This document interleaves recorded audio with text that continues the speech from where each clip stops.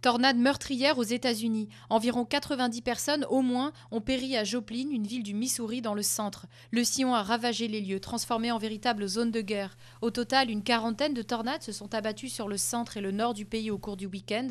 Celle qui a frappé Joplin est la plus violente depuis près de 60 ans. Barack Obama sur la terre de ses ancêtres. C'est par l'Irlande que le président américain a donné le coup d'envoi à sa tournée européenne, un déplacement sous haute sécurité au cours duquel il visitera le petit village de Moneygall, d'où est originaire son arrière-arrière-grand-père. Après 24 heures sur l'île Émeraude, direction le Royaume-Uni, la France et la Pologne.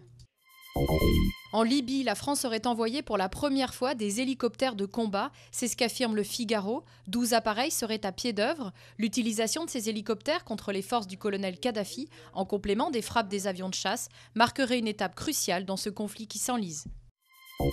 État d'urgence pour les agriculteurs frappés par la sécheresse. Le gouvernement va mobiliser d'ici fin juin le Fonds de garantie des calamités agricoles, doté d'une centaine de millions d'euros pour aider les exploitants. Il autorise aussi le fauchage immédiat. Une quarantaine de départements sont aujourd'hui touchés par les restrictions d'eau. La Poste se lance dans la téléphonie mobile. Carte prépayée à partir de 5 €, forfait sans engagement dès 10 €. L'ancienne PTT propose des tarifs agressifs sur un marché où la guerre des prix fait rage. L'entreprise publique espère tirer profit de son réseau de proximité. Déjà disponible dans une centaine de bureaux, l'offre s'étendra à 2000 d'ici septembre.